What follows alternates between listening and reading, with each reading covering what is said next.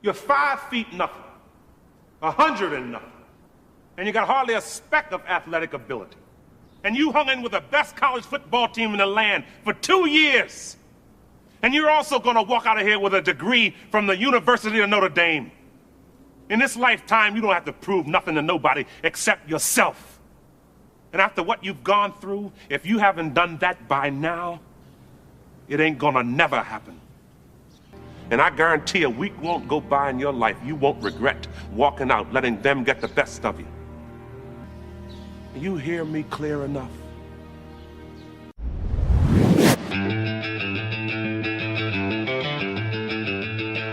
Now I'm getting really excited. Okay, this is the part where I'm going to get loud. Holy crap, here we go. I like telling stories. I learn best through experiences. Everything I do is because of everything I did. Talk about having maximum impact while having a ton of fun. When you can net through that, what you do leave behind for your listener will have more impact. Wow, bring it on.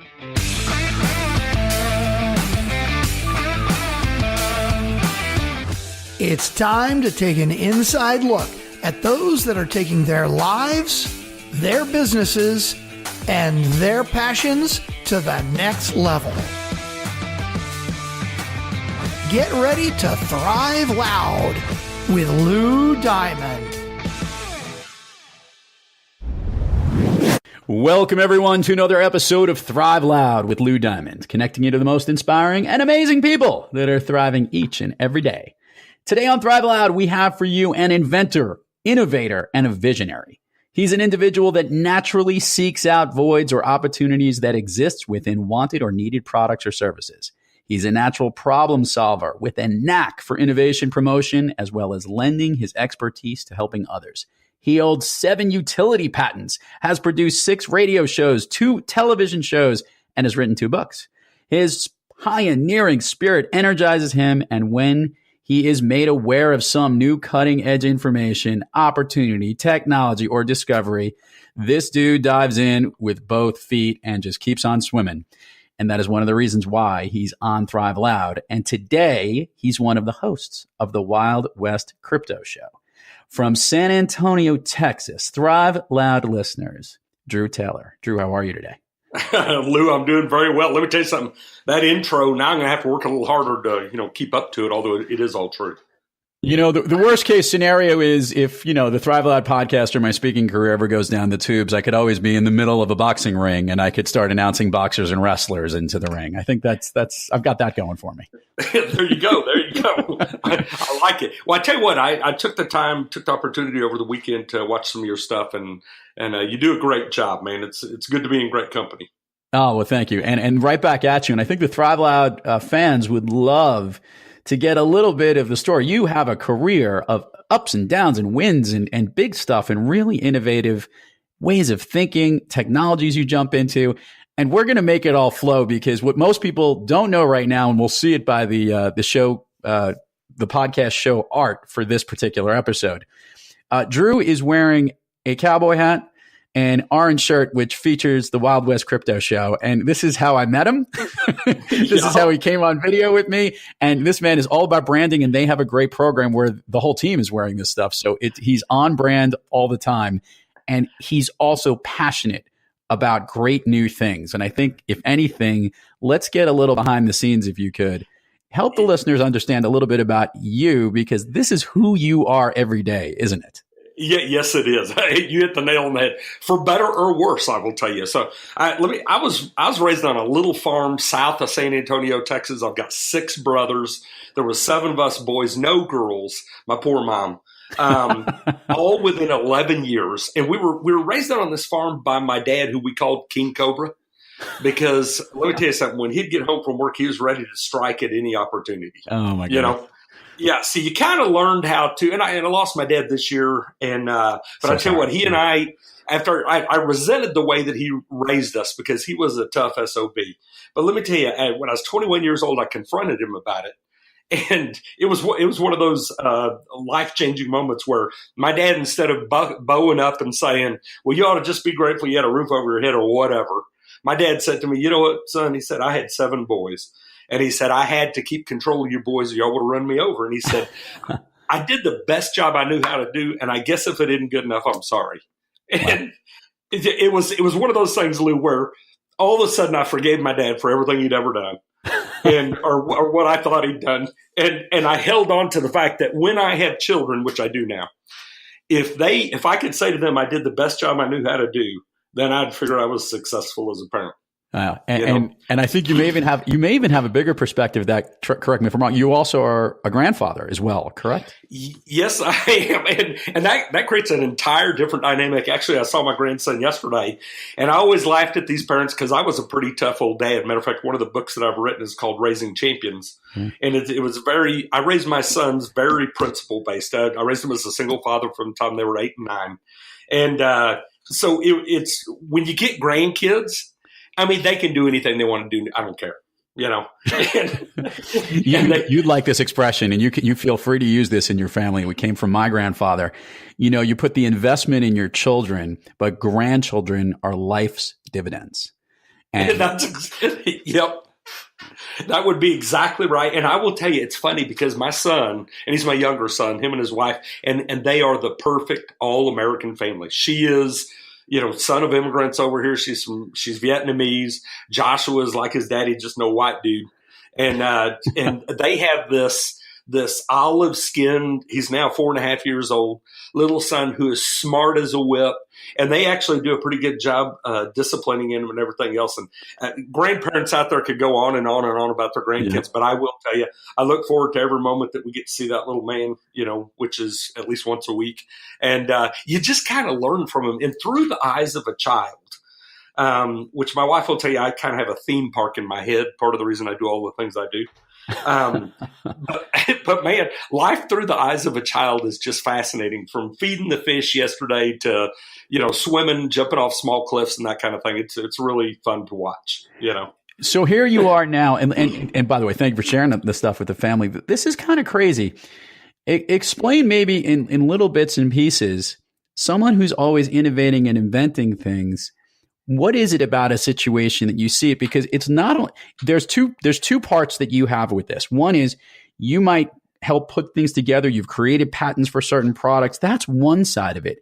But to then go entrepreneurial badass, for lack of a better term, head first to taking on these industries. When you jump into one space, you do it to the fullest. Help the listeners understand some examples before the stuff you're doing today so they can understand the backdrop of what you're all about.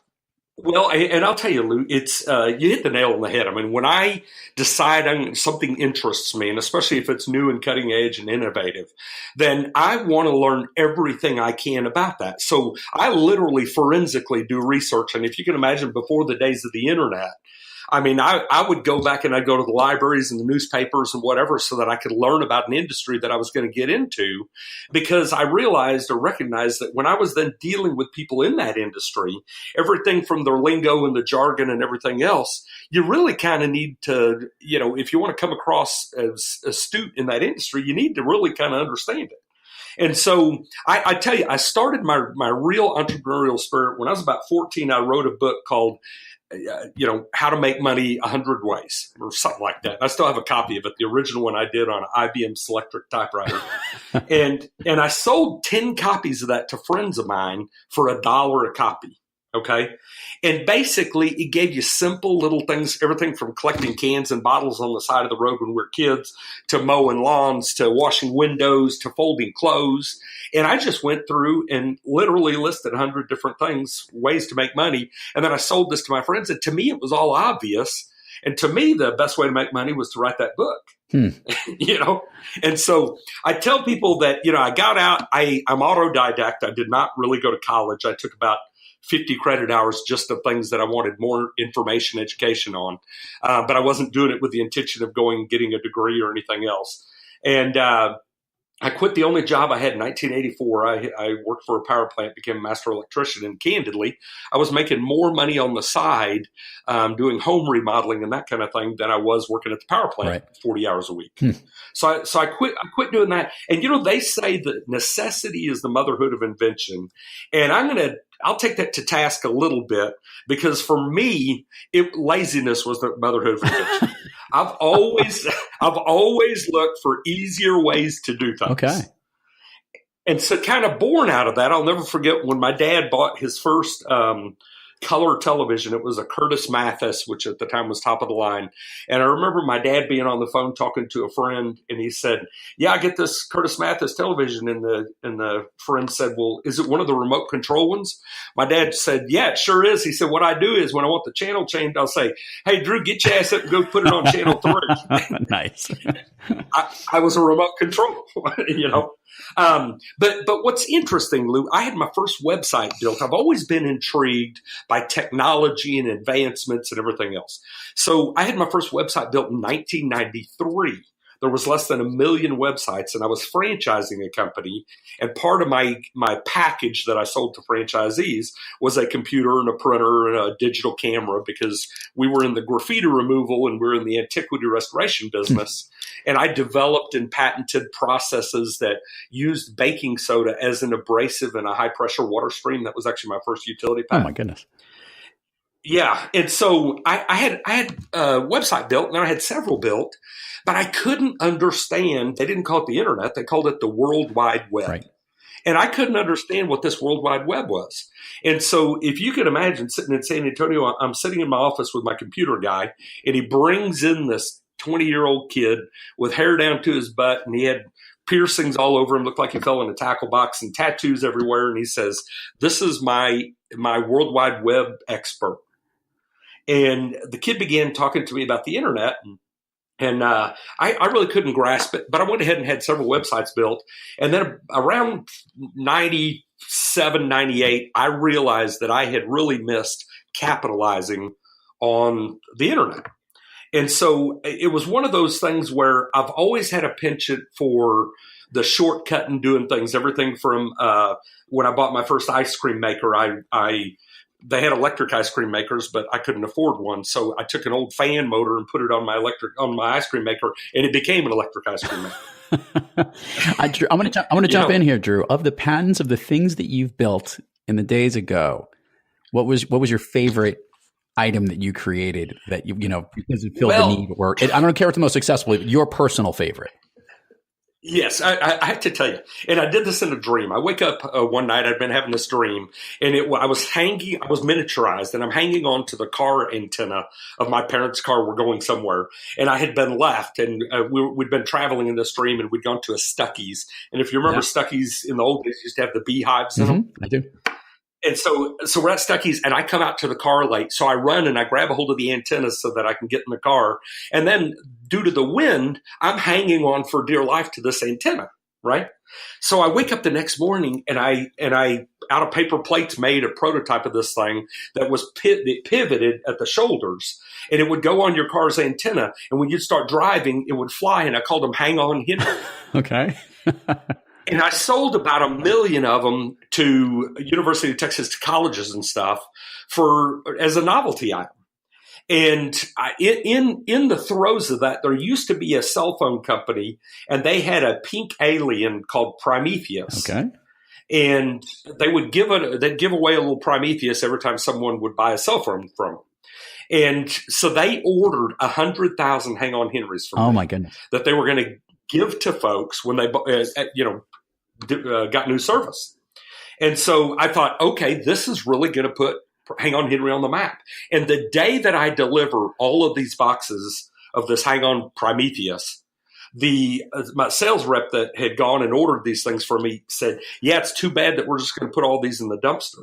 And why? And I said, "What do you mean?" He goes, "Well, some cell company, Cellular One, bought us, and they're getting rid of Prometheus. So these are never going to see the light of day." Did they at least get the orders in and pay you for it, or okay? Yeah, okay. Yeah, I got paid for them. I sold about $1 million worth of those, and then actually came up with another invention. And so after the deal with Prometheus, I let it go. But that was probably my favorite of all time, because it was a novelty item and it was fun. And especially you drive around San Antonio and you'd see these things when people are going to the local high school football games and stuff. You'd see these hanging on people's antennas. That's awesome.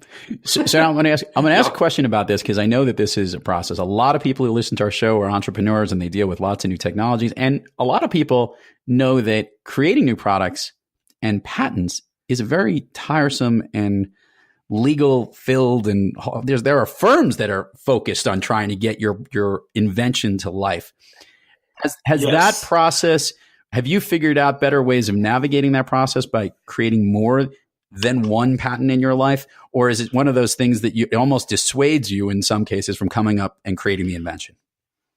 Well, I tell you, and so I'm going to dance around a little bit with that, because one of the things that my father taught me, and I'll paraphrase, and I created a quote out of this, but there is a way to accomplish everything. True.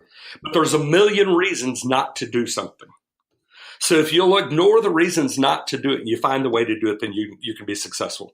And the daunting task of getting intellectual property, candidly, the first utility patent I ever got when I signed an exclusive distribution agreement for my equipment with the Arm & Hammer Baking Soda Company, and they had their attorneys review my patents, they realized that the claims, the novelty of my invention actually did nothing to protect my patent. And thank heavens, the Arm & Hammer Company was a first-class organization.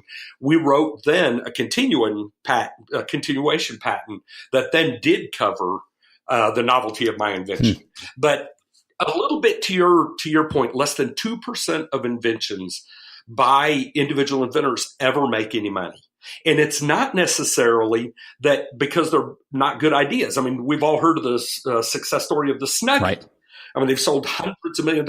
Well, there was actually a guy in college who 15 years before basically created the Snuggie.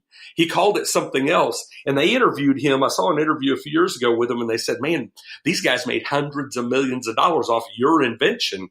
And he said, well, let me tell you, that coming into the marketplace, actually his sales became 10 times what they had been. And so it lifted him as well. But the story there is he wasn't the first to invent. Typically, they say something is invented 7 times before it's ever successfully brought to market. So here's a good question, and with all of this, but by the way, and thank you for sharing it. And I do recognize, I love the expression, hey, if find a way to make it get done, if you can, and that puts the effort that true entrepreneurs and innovators are the ones that see those visions through, and that's what you've been doing your whole career. And I want to just rewind a little bit here, because now I see the parallel. And this is at the time that the World Wide Web came out and you were having built websites, one of the biggest problems were that browsers were just coming to the landscape, and how to actually physically or visually, in this case, touch the World Wide Web was very difficult. In the same vein, cryptocurrency is sitting right now in that exact same world, where right now there is a whole new way of transacting, speculatively looking at things, utilizing blockchain technology. And some individual named Drew Taylor has decided to actually create a whole show about this. So I'm guessing that something must have happened when this new thing came out and you dove in head first. So if you could share with the listeners, from your passion for inventing and creating things, how you decided to make this the focus of what you're doing today. Okay, I will do that. So I'm going to step you back a little bit, okay? Cool. And it's the entrepreneurial run, and I won't belabor this, but I ended up selling a company in 2005, and I retired with my new wife at the time, and retirement is not all it's stepped up to be. So I ended up taking my money and I got into commercial real estate development. And in 2008, I didn't go bankrupt, but I basically lost everything I had in 2008. And for an entrepreneur, you hear that story and it happens again and again. I learned something in that I should stick with what I know, because I'd never really done real estate investment. Everything had been as an entrepreneur, and I franchised a couple of companies, and my intellectual property and all that made me all the money I'd made. So coming out of going broke, and now I'm having to work again, my sons come to me and we opened a chain of organic juice bars between San Antonio and Dallas. And in 2012, a guy by the name of Alex Eaton walks into our organic juice bar, and I had heard of Bitcoin because I do a lot of reading and everything. I'd heard of Bitcoin, and he comes in, wanted to know if I wanted to give him $4,000 for a Bitcoin ATM machine. And so my question to him was, what's the ROI on that? When am I going to get my money back? And he had no answer for that, but his answer was, oh my God, this is the most exciting times, and with blockchain and Bitcoin and everything. And so I really put my ear to the ground and I kept in touch with him. And then along towards the end of 2016, when I was selling the juice bars that we built, I started really paying attention, and it was getting more and more in the market. So I contact Alex again. And my older son had me listening to podcasts, which I had started to do podcasts years ago for my inventor group, and we never did it.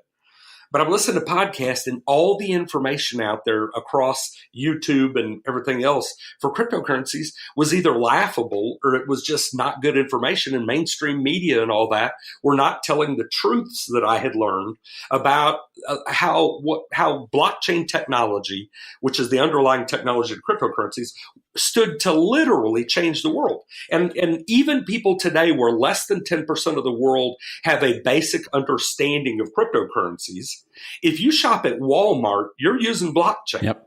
Because Walmart implemented blockchain for inventory control and reduced their cost of tracking inventory by 98%. Right. So I saw this movement coming and decided to dive into it. And because I had done 6 other radio shows, this Wild West Crypto Show is actually the 7th. I decided I would get into the information space and start on terrestrial radio sharing the truth about what cryptocurrencies are, because we want mass adoption. And so then I go, when you stylize a show, everybody in the world knows where Texas is. And almost everybody in the world knows who John Wayne is, and they like cowboys.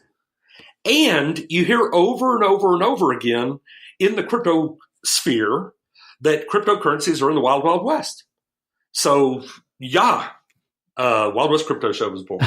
I love it. And for the Thrive Loud listeners, we will have links to all the show. What you will get a chance to see is they do both a video and an audio piece of their show, and they're dressed, as I said earlier in the show, in the cowboy piece. They talking about the currencies, and on their website, they're actually having almost stock ticker like, almost CNBC like the value of each of the cryptocurrencies as they are, and there's many of them. And share with the listeners, if you could, an idea of who's on the show and what the topics have been and how you guys have formulated your content on the program. Yeah, it's a soup to nuts deal. And, Lou, you very successfully do the podcast that you do. And it doesn't happen just by chance. One of the things that I like about what you said, and I do this to people to soften them up when they get nervous getting on the show. Listen, all we're going to do is have a conversation. And when you and I went to get on this, you said, listen, this is no different than if we're sitting over a cup of coffee having a conversation. And that is really what it is. So I wanted to make sure we don't claim to be the experts. We bring on Jared Tate from, runs one of the biggest exchanges out there. And we bring on Alex Tinsman, who's a marketing manager for Neem. We have on Alex Eaton, who's a marketing manager for BRD, which is a cryptocurrency wallet. And they hold actually the second number of Bitcoins. Their wallets hold second number of Bitcoins of any of them out there. So, I mean, they're just, they're pioneers, and they're studs in the industry. And then my co-host was actually a Merrill Lynch guy for 20 years, had his own fund, and at 22 years old was the most successful Merrill Lynch trader at his age. And so I brought him on the show because he understands traditional finance. So really our goal of the show, and part of, you'll hear it, and we talk about stepping in the cow patties and a variety of things, because in this space, we really wanted to communicate in a way that the layperson out there would find entertaining, but also find educational and create enough interest in those people so that they begin to explore this market. So I go out and lay out every season prior to us doing it. I can tell you what the topics are going to be and basically who our guests are going to be for the show. And so we do this, very systematically, which you need to do for it to come off the way it does. But we also have a ton of fun. And we've got one of my partners is former law enforcement. We call him Ranger Bob. And so, Bob is our director of fraud prevention. And, we're going at this. This is, Lou, I can tell you, and you've started paying attention a little bit to this, but blockchain cryptocurrencies are literally going to revolutionize the world and how we transact with each other. It's really, really an incredible time. It's very true. And the Thrive Loud fans will know we had Amanda B. Johnson from Dash, who's the spokesperson for Digital Cash, that company out west, and did one of the best 101s I've heard on understanding blockchain technology and cryptocurrencies, or crypto and the values of tokens, and how these mediums all work, which was a really good 101 how to and understand. And what I've been finding, interestingly, which is true, is there's so many issues with any time there's a new technology, anytime there's a new way of doing things. I joke about it that I don't know how familiar you are with Venmo, but I can't pay a babysitter without it with kids or be able to move money around. And we talk about how, an existing financial structure, which took the biggest hit of its life in 2008, 10 years ago, and new forms of technology and new ways of doing business are all coming together and trying to figure out what's next. And what I love about this, and I put a little cap on this, what makes the Wild West Crypto Show and why Drew is such an important component to this is this is innovative. This is visionary. And you need the mind of those that has to be able to see where it's all heading and try and formulate it together. And that is what makes his show excellent, and the listeners should definitely check out. Even more so, it's also what we're all living in right now, because we know that podcasting falls into this medium. Where does it go? How does all of this stuff come together? And it is a fun seat to sit in. And I was going to ask this question: how much do you enjoy the content that you're putting together in an exciting and fun, new and inspiring technology that you're sitting within each and every day? Well, I can tell you that this has been the most fun that I have ever had in business. It's exhilarating every single day. And something that's funny is actually with Jeffrey Hazlett, and we're now on C-Suites, I had sent him an email because I wanted to own the crypto space on C-Suites. And Greg sends me back an email that says, I talked to Jeffrey, they won't give you exclusivity. But the very next email in my inbox was from a content provider secure for Netflix, because I've been reaching out to Netflix. I want our shows on Netflix. And that very next email said, we are interested in your content for Netflix. And so if you think about it, Lou, on one hand, where I had this very disappointing email, I was just told, no, we won't give you exclusivity. Had I given them exclusivity, you wouldn't have been, and they'd have done the same. Exactly. That's so true. Yeah. So it's those kind of things that go on every single day in this space. And it's incredibly exciting. And we go to these conferences and we meet people, and we've gained enough notoriety. I mean, I did the first show February 28th of this year. So it has been an incredibly wild ride. But I go places now and people see me. And as you said, it's all about the branding. And people are walking up wanting to take pictures with us. And I've listened to every one of your shows, and you guys are fantastic. And it's a ball, man. It's great. I'll add this, and this is a question I ask all the Thrive Loud listeners, because I think I'm going to cap this not only just with the Wild West Crypto Show, but obviously throughout your whole career and your whole life, and having a lot of these innovations within you. Thriving individuals do have off days. And I always love to ask the Thrive Loud guests, when you have trouble thriving, who or what do you turn to get back on the thriving track? You know what? And this is going to sound funny, but many years ago, so I told you I was raised on this farm. And one of the things that we did, because there was just my mom, my parents, we took turns washing clothes and cooking dinner. So we each had a week and, doing different things, doing dishes and all that. So I found years ago when I first became a single guy, and I spent 10 years single, I would stay up late at night and I'd watch Emeril Lagasse cook on television, late night TV. And I learned how to cook, and I've become pretty accomplished. So let me tell you something. When I'm off my game, and it doesn't happen often, my wife will tell you I've got a theme park in my head, and it drives her crazy. But when I am off my game, I'll throw a towel over my shoulder and I'll get a glass of red wine and I'll just pull stuff out of the fridge and start cooking. Oh, I love it. And it's a therapy for me. And I'm not kidding you. I emerged from that re-energized and ready to do it again. Thrive Loud listeners, you can mark my word right now. I'm going to have to make a trip out to San Antonio, and I'm going to have to check out Drew cooking away, because I think we're going to do a Wild West cooking Thrive Loud show, I think, is what we'll end up doing to pull all this content together. I love that. Absolutely. So let's do the administrative part here. Help the Thrive Loud community understand where they can find all the things that are Drew Taylor, the Wild West Crypto Show, any other plugs that you guys have, so we can know where to find you, because it always comes better when it comes from you. You bet. Absolutely. So if you go to wildwestcryptoshow.com, You can find us there, everything about us. We archive our episodes there. A little bit of a secret there. If you watch the episodes there, they don't have the commercials in them. So you can listen to them commercial free on my website. Secondly, if you go to LinkedIn, you can look up Andrew Taylor and look up Wild West Crypto Show. You'll find me on LinkedIn. I've got over 10,000 connections there. So I'm a connector there. And then the bottom line is the Wild West Crypto Show is everywhere. And by the way, he's right on this. It's in airplanes, it's in elevators. You won't believe where else they'll come out. And they are. I will say this. This is. We talked about this when we met in Dallas. It is a challenging world today to get content consistent across different mediums, and they have done an excellent job on this program, mixing in the appropriate audio in a studio set where they're standing up and having good conversations together. And kudos to you, by the way.